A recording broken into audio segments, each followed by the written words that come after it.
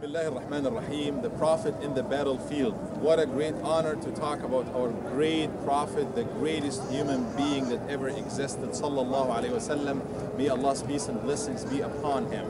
We will be talking in the next few episodes, inshallah, about the Prophet Sallallahu Alaihi Wasallam being a great leader, as he always, Sallallahu Alaihi Wasallam, during one of the harshest moments of the life of the Muslim community, the new Muslim community that's now forming in Medina, and that is the Battle of Uhud, the second main battle number 2 in the history of Muslim Ummah. But let me take you to the beginning. We all know how did it begin. It all began in Ghar Hira, the cave of Hira in Mecca, when the Prophet Sallallahu Alaihi Wasallam, may Allah's peace and blessings be upon him, received the inspiration and wahi from Allah, the nur, the light, the life from Allah subhanahu wa ta'ala, with the first word, Iqra, read. And we all know what happened. We know what happened in the course of the next 13 years, almost 13 years. It was all big test for the Prophet sallallahu alaihi wasallam himself and for all Muslims with him. The Prophet sallallahu alaihi wasallam had to go through a lot of persecution. The Sahaba had to suffer a lot until Allah subhanahu wa ta'ala finally gave the permission for Prophet Muhammad sallallahu alaihi wasallam to migrate. And he migrated from Mecca. He left his own city. It was such a tough moment for him sallallahu alaihi wasallam, but he did it, and he sacrificed for the sake of Allah, and he obeyed Allah Azza wa Jalla. And Muslims decided to have a new beginning by the order of Allah subhanahu wa ta'ala. They came to Medina, where we are right now. They started their new life in Medina. They were welcomed in Medina for the most part by majority of people, started their own community, have their own freedom and practice their own religion. They agreed with people of Medina back then that they will have some kind of peace. We defend Medina together, we live together, we have our rights, and we have our identities and our communities as well. It was peaceful in the beginning.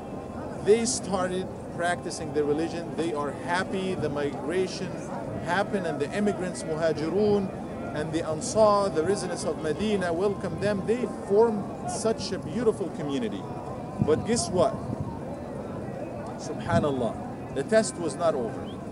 The people of Mecca, the Quraysh people, the Meccan people, the Mushrikun, they were not happy. Even though they left their city for them, even though they had to leave their own properties, they decided to start a war against Muslims.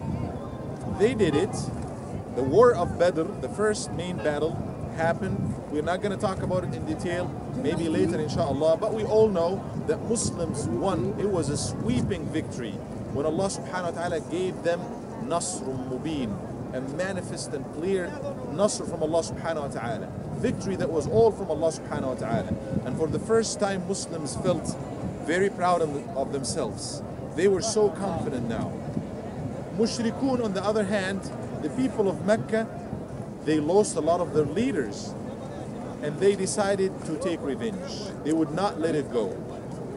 They decided that they will come back all the way again to Medina for war, to fight, to eradicate Muslims, to take revenge, to make sure that there's nothing called Islam.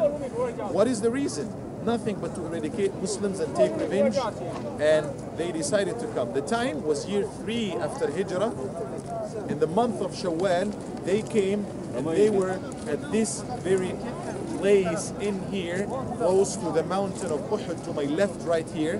The mountain of Uhud, we're going to talk about it for a little bit, but later. So non-Muslims or people of Quraysh came all the way, and they were here by Uhud to my left side, and they camped in here. The Prophet ﷺ and Muslims, they had to decide what we're going to do about that. Prophet ﷺ, being the leader, not only a leader of Salah, not only the leader of teaching Muslims, obviously he was the leader of Muslims, but he was also the military leader. What would the Prophet ﷺ do?